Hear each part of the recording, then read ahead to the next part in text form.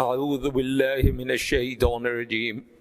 بسم اللہ الرحمن الرحیم الحمد للہ رب العالمین الرحمن الرحیم والصلاة والسلام علی سید الانبیاء والمرسلین امام المتقین خاتم النبیین سیدنا و مولانا محمد وعلی آلہ و اصحابہ اجمعین۔ روحانی سفر کی منزلوں میں اگلی منزل خوف کی ہے۔ یہ ترتیب میں 12ویں منزل ہے اور ابواب میں دوسری منزل ہے، باب الخوف یعنی خوف کا دروازہ۔ یہ جو خوف ہے یہ انسان کے دل میں پیدا ہونے والی وہ کیفیت ہے جو اللہ تعالیٰ کی تنبیہ اور جو وعید ہے اور اس کی عظمت ہے اس کو سامنے رکھ کر دل سے بے فکری کو دور کر دیتی ہے اور غفلت کو دور کر دیتی ہے۔ قرآن مجید میں اللہ تبارک و تعالیٰ نے فرمایا ہے، ترجمہ، وہ اپنے رب سے ڈرتے ہیں جو ان کے اوپر ہے اور جو حکم انہیں دیا جاتا ہے اس پر عمل کرتے ہیں۔ اب یہ جو آیت ہے یہ بڑا واضح کر دیتی ہے کہ حقیقی خوف جو ہے وہ صرف دل کی کیفیت کا نام نہیں ہے بلکہ اطاعت اور عمل کی صورت میں یہ ظاہر ہوتا ہے۔ خوف کی حقیقت یہ ہے کہ انسان اپنے آپ کو گناہوں کے انجام، آخرت کی جواب دہی اور اللہ کی گرفت کے امکان کے سامنے محفوظ نہ سمجھے۔ بے خوفی اور مکمل اطمینان دراصل غفلت، دینی کمزوری اور دل کی سختی کی علامت ہے، جبکہ خوف دل کو بیدار کرتا ہے اور انسان کو سنبھال کر رکھتا ہے۔ اسی لیے اہل علم نے فرمایا ہے کہ جس دل میں خوف بالکل نہ ہو اس میں ایمان کی حقیقت بھی باقی نہیں رہتی۔ یہاں پہ خصوصی طور پہ امام حسن بصری رحمۃ اللہ علیہ ان کا تذکرہ ضرور کرنا چاہیں گے۔ آپ ہر وقت ایسے خوف کے عالم میں رہتے تھے کہ لکھنے والے لکھتے ہیں کہ ایسا معلوم ہوتا تھا جیسے جلاد کے آگے بیٹھے ہوئے ہیں اور جلاد تلوار ہاتھ میں لے کے کھڑا ہے کہ ابھی گردن اڑا دے گا۔ حالانکہ آپ بہت بڑے اللہ کے ولی بھی ہیں، محدث بھی ہیں اور حضرت علی رضی اللہ تعالی عنہ کے شاگردوں میں سے بھی ہیں۔ یہ علیحدہ بات ہے کہ کچھ ہمارے جو محدثین ہیں علیہم الرحمہ انہوں نے اس بات کا انکار کیا ہے کہ وہ حضرت علی رضی اللہ تعالی عنہ سے انہوں نے کسی قسم کا فیض لیا ہے، لیکن حقیقت یہی ہے اور ہم اسی بات کو تسلیم کرتے ہیں، اور واقعاتی شہادتیں بھی اسی بات کی گواہی دیتی ہیں کہ حضرت عمر رضی اللہ تعالی عنہ کے زمانے میں حسن بصری رضی اللہ تعالی عنہ کی پیدائش ہوئی اور وہ وہاں پہ رہے، اور ان کی والدہ ام المومنین ام سلمہ رضی اللہ تعالی عنہا کی کنیز تھیں، اور حقیقت یہ ہے کہ حسن بصری رحمۃ اللہ علیہ کی تربیت میں ام المومنین رضی اللہ تعالی عنہا کا بھرپور ہاتھ موجود ہے۔ اب یہاں پہ کوئی بھی شخص یہ سوچ سکتا ہے کہ ام المؤمنین کے گھر پہ جو بچہ پل رہا ہو اس کی کبھی علی رضی اللہ تعالی عنہ سے ملاقات نہ ہو، یہ تو بات ذہن بھی تسلیم نہیں کرتا۔ لیکن بہرحال اس بحث میں پڑھنا ہمارا آج کا مقصد نہیں ہے، بس یہ ذہن میں رکھیں کہ ہمارے مشائخ وہ ان میں آپ کو اکثریت ایسی ملے گی کہ وہ انتہائی خوف کے عالم میں رہتے تھے، لیکن یہ خوف کس چیز کا تھا یہ ابھی تھوڑی دیر میں ہم آپ کو بتاتے ہیں، اور آپ بھی دیکھیں گے کہ یہ خوف وہ خوف نہیں ہے جو ہم عام لوگوں کو جو ہے تجربے میں آتا ہے، یہ ایک علیحدہ ہی قسم کا خوف ہے۔ تو خوف کے 3 درجے بیان کیے گئے ہیں۔ پہلا درجہ جو ہے وہ عذاب کا خوف ہے۔ یہی وہ خوف ہے جس کے ذریعے ایمان کی تصدیق ہوتی ہے، اور یہی عام لوگوں کا خوف ہے۔ یہ خوف جو ہے 3 چیزوں سے پیدا ہوتا ہے: اللہ اور اس کے رسول صلی اللہ علیہ وسلم کی وعیدوں پر یقین، اپنے گناہوں اور کوتاہیوں کو یاد رکھنا، اور انجام اور عاقبت پر نظر رکھنا۔ جو بھی شخص اللہ کی وعید کو سچا مانتا ہے، اپنے گناہوں کو وہ معمولی کبھی نہیں سمجھتا، آخرت کے انجام کو وہ اپنے سامنے رکھتا ہے، اس کے دل میں خوف لازماً پیدا ہوتا ہے، اور یہی خوف ہے جو اسے گناہوں سے روکتا ہے اور اطاعت کی طرف مائل کرتا ہے۔ اگر ہم سیرت النبی صلی اللہ علیہ وسلم کا مطالعہ کریں تو ہمیں نہ صرف یہ نظر آئے گا کہ صحابہ اکرام رضوان اللہ تعالی علیہم اجمعین جو ہیں،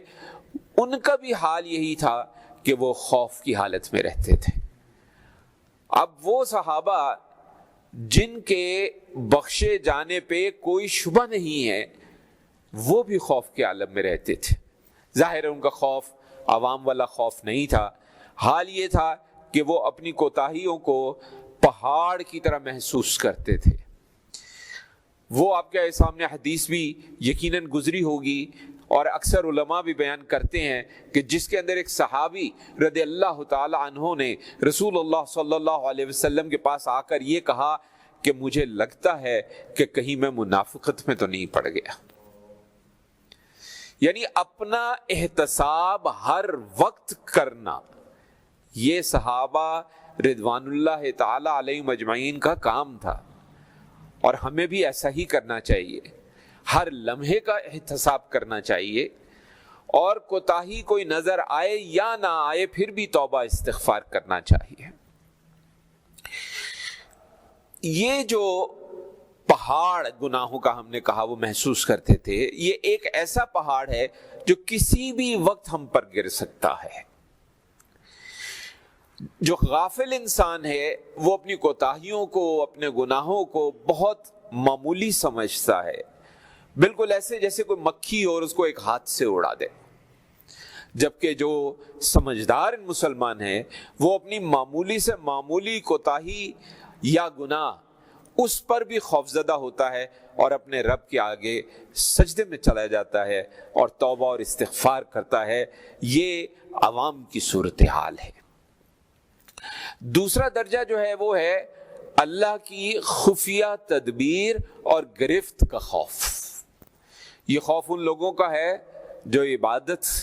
اور اطاعت اور نیکی کی حالت میں بھی اپنے آپ کو محفوظ نہیں سمجھتے ہیں۔ وہ نماز، روزہ، صدقہ سب کرتے ہیں، مگر اس کے باوجود دل میں یہ اندیشہ رکھتے ہیں کہ کہیں ان کے اعمال کسی وجہ سے رد نہ ہو جائیں۔ اس درجے کے خوف میں گھبراہٹ نہیں ہے، یہ خوف تو ہے لیکن خوف میں سنجیدگی بھی ہے اور خوف میں سکون بھی ہے۔ یہ وہ خوف ہے جسے خشیت بھی کہا جاتا ہے،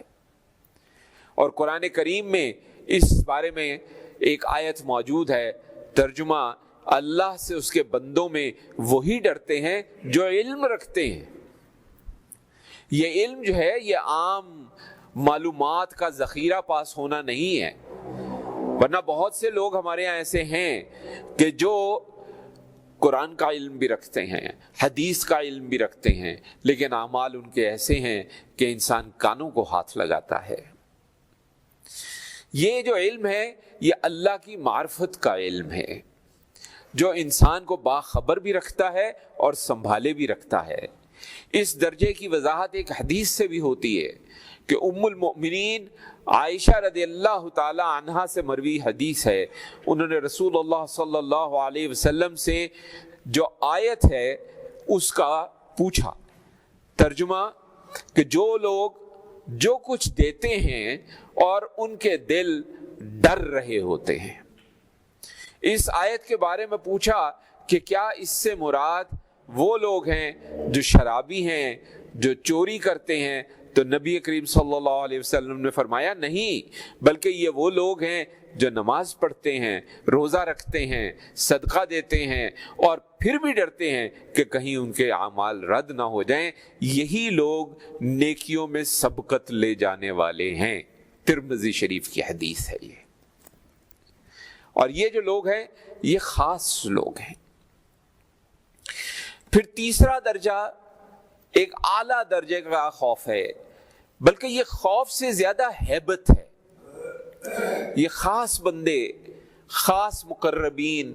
اللہ کے اولیاء علیہم الرحمہ، اور ظاہر ہے کہ صحابہ کرام رضوان اللہ تعالی علیہم اجمعین، یہ ان کا مقام ہے۔ یہاں پہ خوف ہیبت کی وجہ سے ہے۔ اس درجے میں خوف سے وحشت نہیں ہوتی، اللہ کی عظمت اور جلال کی ہیبت ہوتی ہے، اور ہیبت بھی ایسی ہوتی ہے کہ بندہ ہر حال میں ادب کا خیال رکھتا ہے، اپنی حدود کا خیال رکھتا ہے۔ یہ وہ کیفیت ہے جو اللہ سے قرب، اور جب اس سے ہم دعائیں مانگتے ہیں اور جب ہم مناجات کرتے ہیں تو ان لمحات میں بھی یہ کیفیت ہمارے دلوں کو سنبھالے رکھتی ہے، تاکہ بندہ قرب کے باوجود کہیں تجاوز نہ کر جائے، کوئی بے ادبی نہ کر جائے، کسی جگہ کہیں حد پار نہ کر جائے۔ یہ ایک بہت اعلیٰ مقام ہے، اور یہ وہ مقام ہے جہاں خوف،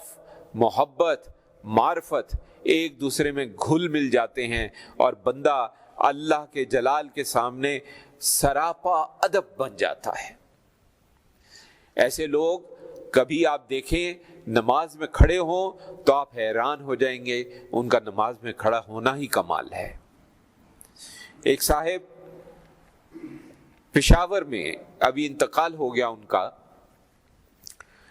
ان کی نماز کو دیکھنے کے لیے لوگ دوسرے شہروں سے آیا کرتے تھے۔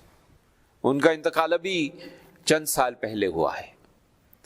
اور لوگ باقاعدہ آیا کرتے تھے کہ ہم دیکھیں وہ نماز کیسے پڑھتے ہیں۔ یعنی آج کے زمانے میں بھی ایسے لوگ موجود ہیں، ظاہر اور بھی ہوں گے، یہ تو ان کا ہے جن کا ہمیں پتہ چل گیا، جن کا ہمیں معلوم ہو گیا، بہت سے اور بھی لوگ ہوں گے آج جو اللہ کے مقربین ہیں۔ تو لوگ دیکھتے تھے کہ یہ کیسے نماز پڑھتے ہیں۔ اور ہمارے ایک شاگرد جنہوں نے ان سے ملاقات بھی کی ہے اور ان کے ساتھ مسجد میں جماعت میں نماز پڑھنے کا بھی اتفاق ہوا ہے، وہ یہ کہتے ہیں کہ وہ جب کھڑے ہوتے تھے عاجزی اور انکساری ان کے کھڑے ہونے میں دکھتی تھی، اور ایسے لگتا تھا بالکل جیسے وہ محسوس کر رہے ہیں کہ میں رب کے سامنے کھڑا ہوں، جس کی وجہ سے ظاہر ہے جب آپ کے اندر، جب ہمارے اندر یہ کیفیت آ جائے کہ ہم رب کے سامنے کھڑے ہیں، تو ظاہر سی بات ہے کہ ہمارا کھڑا ہونا اس طرح کا کھڑا ہونا نہیں ہوگا جیسے ایک عام انسان نماز میں کھڑا ہوتا ہے۔ اگر اللہ کے سامنے کھڑے ہونے میں خوشگواری کا احساس ہے تو اس کے کھڑے ہونے میں مسرت دکھے گی۔ اگر اس کے سامنے کھڑے ہونے میں اپنی ندامت کا احساس ہے تو آپ کو اس کے کھڑے ہونے میں انتہائی عاجزی، انکساری اور رنج اور غم اور تکلیف کا احساس ہوگا، ایک ایسے شخص کا کہ جس کو یہ معلوم ہے کہ میں گناہ گار ہوں، جس کو یہ معلوم ہے کہ میں بہت سی کوتاہیاں مجھ سے سرزد ہو چکی ہیں، اور اس وقت میں اس رب کے سامنے کھڑا ہوں کہ جو چاہے تو مجھے معاف کر دے، چاہے تو مجھے اس دنیا میں بھی سزا دے دے، اور چاہے تو آخرت میں بھی سزا دے دے۔ ذہن میں رکھیں کہ جو سزا ہوتی ہے وہ تین طرح کی ہوتی ہے۔ ایک سزا وہ ہوتی ہے کہ دنیا میں انسان اتنی تکلیف جھیل لیتا ہے کہ جب آخرت کا دن آئے گا، وہ جہاں حساب ہوگا تو وہاں پہ صاف ہو چکا ہوگا وہ، اور اس کو کسی قسم کی کوئی سزا نہیں ملے گی۔ ایک وہ سزا ہوتی ہے کہ جو یہاں پر بھی ملتی ہے اور وہاں پر بھی ملتی ہے، اور ایک وہ سزا ہوتی ہے جس میں یہاں پر رسی دراز ہوتی ہے اور آخری وقت تک انسان دھوکے میں رہتا ہے، لیکن آخرت میں اس کا جو انجام ہوگا اس انجام کو دیکھ کر لوگ جو ہیں پریشان ہوں گے، پشیمان ہوں گے، خوف زدہ ہوں گے کہ اس کا یہ انجام ہوا ہے، نہ جانے ہمارا کیا انجام ہوگا۔ خوف الہی کی جو اصل ہے وہی ایمان کی بنیاد ہے۔ ہاں یہ بات درست ہے، ہم یہ بات کئی بار کہہ چکے ہیں کہ اصل میں ایمان جو ہے خوف اور امید کی درمیانی حالت کا نام ہے۔ وہ کس طریقے سے کہ یہ جو خوف ہے، یہ خوف مایوسی میں ڈالنے کے لیے نہیں ہے، یہ خوف دل توڑنے کے لیے نہیں ہے، بلکہ یہ خوف گناہ سے روکنے کے لیے ہے، یہ خوف ذمہ داری کا احساس دلانے کے لیے ہے، یہ خوف اللہ کی طرف متوجہ رکھنے کے لیے ہے۔ اللہ کے اسماء میں ایک اسم الجبار ہے۔ الجبار سے ہم مطلب لیتے ہیں جبر کرنے والا، لیکن اس کا جو مفہوم ہے وہ مفہوم ایسا جبر ہے جو ہمیں کسی بہت بڑی مشکل سے بچانے کے لیے ہو۔ بے تحاشا معاملات ایسے ہوتے ہیں کہ جس پر جب جبر اللہ ہم پہ کرتا ہے تو وہ جبر ہمیں اصل میں کسی گناہ سے بچانے کے لیے کر رہا ہوتا ہے۔ وہ جبر ہمیں اس وقت تو تکلیف دے رہا ہوتا ہے، لیکن ہم کسی بہت بڑی تکلیف سے بچ رہے ہوتے ہیں۔ اس جبر سے ہمیں دنیاوی طور پہ نقصان بھی کئی بار ہوتا ہے، بہت زیادہ نقصان بھی کئی بار ہوتا ہے، لیکن اس کا مقصد اللہ کے نزدیک صرف یہ ہوتا ہے کہ یہیں پہ یہ نقصان چھوٹا ہو جائے، آگے چل کر کوئی بڑا نقصان نہ ہو۔ ابھی پچھلے ہفتے ہم بڑی اذیت سے مجھ ناچیز کو گزرنا پڑا ایک معاملے کے اندر، لیکن اور اس کے اندر دنیاوی لحاظ سے بہت زیادہ نقصان ہوا، لیکن اللہ کا کرم ہے، ہمارے بزرگان دین علیہم الرحمہ کا یہی تو کہنا ہے کہ جب آپ پہ تکلیف آئے تو تکلیف کے جانے کے بعد اپنے اندر ٹٹولیں آپ کہ کہیں آپ رب سے دور تو نہیں ہو گئے۔ اگر آپ رب سے دور نہیں ہوئے ہیں اور آپ کو محسوس ہوتا ہے کہ آپ کی کیفیت وہی موجود ہے یا آپ رب کے اور قریب ہو گئے ہیں، تو آپ یہ سمجھ لیجئے کہ وہ جو تکلیف تھی وہ آپ کو بچانے کے لیے تھی۔ وہ تکلیف اس لیے تھی کہ آپ کے ہاتھوں کوئی بڑی کوتاہی نہ سرزد ہو جائے، کوئی بڑا نقصان نہ ہو جائے آپ کا۔ آپ نے بھی سنا ہوگا، اکثر کہا جاتا ہے کہ کسی بڑے نقصان سے بچانے کے لیے اللہ کبھی کبھی چھوٹا نقصان کر دیتا ہے، اور کئی بار وہ چھوٹا نقصان دنیاوی لحاظ سے بہت بڑا ہوتا ہے، لیکن حقیقت یہ ہوتی ہے جس نقصان سے رب نے بچایا ہوتا ہے اس کی نسبت یہ بہت چھوٹا ہوتا ہے۔ ہمارے یہاں کئی بار ایسے دوست احباب آتے ہیں ملنے کے لیے جو بتاتے ہیں کہ رقم کے معاملے میں لاکھوں کا نقصان ہو گیا، لیکن پھر بھی اللہ کا شکر کر رہے ہوتے ہیں۔ یہی وہ لوگ ہیں اور یہی وہ خوف ہے جس کی آج ہم بات کر رہے ہیں، کہ اللہ تبارک و تعالی کا الجبار ہونا وہ بھی ہمارے لیے رحمت ہے۔ ہم یہ نہ سمجھیں کہ ہم پہ کوئی مصیبت آئی ہے تو خدا نہ خواستہ وہ جو ہمارے ہاں کچھ لوگ کلمات اس طرح کے کر دیتے ہیں کہ مجھ پہ کیوں آ گئی، میں نے کیا کیا تھا، ہمیں کیا پتا ہم نے کیا کیا تھا، نادانستگی میں نہ جانے کیا کیا ہم کر بیٹھے ہوں گے جس کا ہمیں احساس بھی نہیں ہے۔ اب یہ جو ہم نے کہا کہ خوف اور امید کی درمیانی حالت ہے ایمان، تو وہ اس طرح سے ہے کہ جب خوف حد سے بڑھنے لگے تو اللہ کی رحمت کو یاد کریں، اللہ کی مغفرت کو یاد کریں، اور جب بے خوفی آپ کو محسوس ہونے لگے اور غفلت آپ کو لگے کہ ہونے لگی ہے تو اللہ کے عذاب کو یاد رکھیں، اس کے حساب کو یاد رکھیں۔ یہ جو توازن ہے، یہ توازن ہی انسان کو صحیح راستے پہ، سیدھے راستے پر رکھتا ہے۔ جب ہم سیدھا راستہ سورہ الفاتحہ میں اللہ سے مانگتے ہیں اور اللہ کے انعام یافتہ لوگوں کا راستہ اللہ سے مانگتے ہیں، تو آپ تاریخ اٹھا کے دیکھ لیجئے، آپ احادیث اٹھا کے دیکھ لیجئے، کیسی کیسی تکلیفیں اٹھائی ہیں ان لوگوں نے جن کو ہم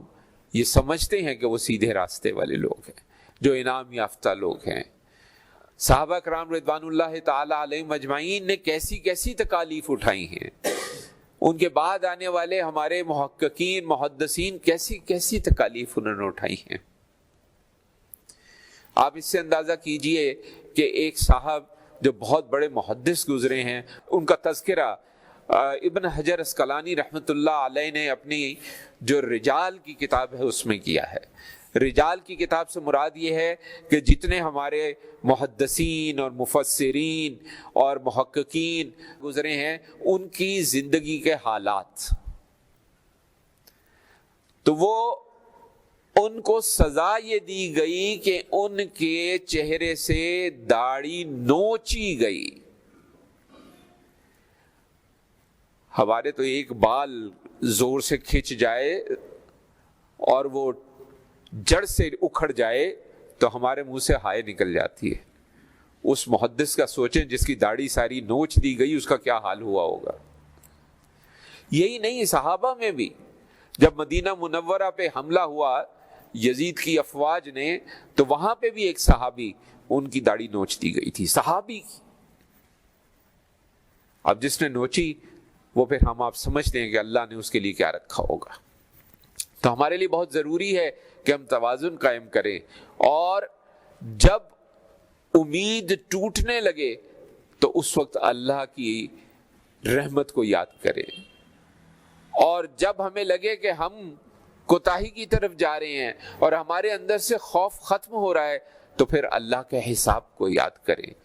جب ان دو چیزوں کو ہم یاد میں رکھیں گے تو انشاءاللہ ہم درمیانی راستے پہ چلیں گے، وہ راستہ جو اللہ کے نبی صلی اللہ علیہ وسلم نے ہمیں دیا، جو صحابہ کرام رضوان اللہ تعالی علیہم اجمعین نے دیا، جو اللہ کے اولیاء کرام علیہم الرحمہ نے ہمیں دیا۔ ہمارے اولیاء کی بھی زندگی اٹھا کے دیکھیں، ایسی تکالیف ہیں کہ آپ حیران پریشان رہ جائیں کہ انسان یہ کیسے برداشت کر سکتا ہے۔ تو اللہ تبارک و تعالیٰ سے دعا ہے کہ ہمیں وہ ایسا خوف عطا فرمائے جو ہمیں اس کی نافرمانی سے روکے، اور ایسی امید عطا فرمائے جو ہمیں اس کی رحمت سے جوڑ دے۔ آمین۔ وصلی اللہ علی خیر خلقہ سیدنا و مولانا محمد وعلی آلہ و اصحابہ اجمعین برحمتک یا ارحم الراحمین۔